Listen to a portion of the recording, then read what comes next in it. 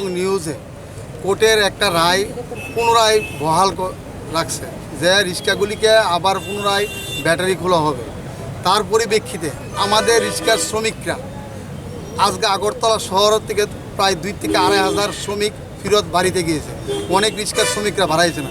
আমরা সরকার পক্ষ আমাদেরকে যা জানিয়েছে, আমাদেরকে ফর্ম দিয়েছে যে আমাদেরকে লাইসেন্স দেবে, এবং আমাদের আইনমন্ত্রী শ্রী রতনলাল নাথ উনি বলেছেন আমাদের হাইকোর্টে যাওয়াই রায় হোক, উনি সুপ্রিম কোর্টে যাবে। আমাদের রিক্সা ড্রাইভারদেরকে আমরা আপনাদের মাধ্যমে বুঝাতে চাই যে সরকার আমাদের পক্ষে কাজ করতেছে, আমাদের কোনো ভয়ের দরকার নেই।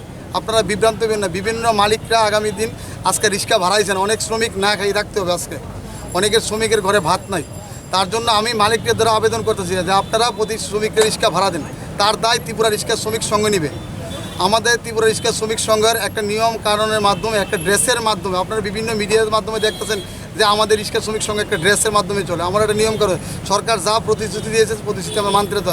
মুখ্যমন্ত্রীও বলেছেন আমাদের রিক্সা আগরতলা শহরে চলবে।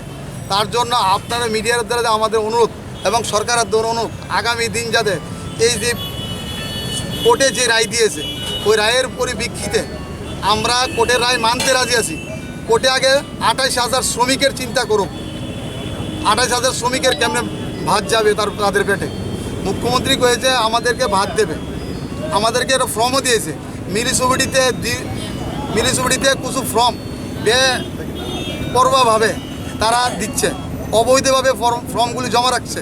তার জন্য আপনারা একটু দেখেন কিভাবে তারা জমা রাখছে। ফর্মগুলি তারা কালেকশন ঠিক মতো করছে না। আমরা তার জন্য বিভ্রান্ত হয়ে রয়েছি। আমাদেরকে মিডিয়ার বাইরে এর আগেও আমাদেরকে বহুত সাহায্য করছে, আমরা এখনও সাহায্য পাইছি আপনারা তার থেকে।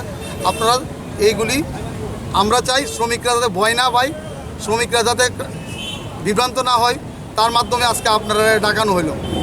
এই যে 28,000 রিক্সার শ্রমিকের ভিতরে প্রায় 7,000 মতো আজকে রিক্সা টাউন থেকে ফিরে গেছে শ্রমিকরা, গ্রামের শ্রমিকরা। অনেকে কান্দাকাটি করতেছে, তারা মালিক ভাড়া দেয় না আমাদেরকে। তো আমরা কি করতে পারি এবার? এই যে কোর্টের রায়ের ব্যাপারে বারে বারে এটা লেখা হয়েছে একরকম, রিক্সার শ্রমিকরা তো পড়াশোনা কম, শিক্ষিত কম, তারা বুঝে কম। তো তারা তো মালিকরাও বুঝছেও তারা ভাড়া দিচ্ছে না। অনেক মালিকে ভাড়া দিচ্ছেন রিক্সা। আজকে অনেক বিভ্রান্তর প্রতীকে আজকে আমরা ডাকতে বাধ্য হয়েছি।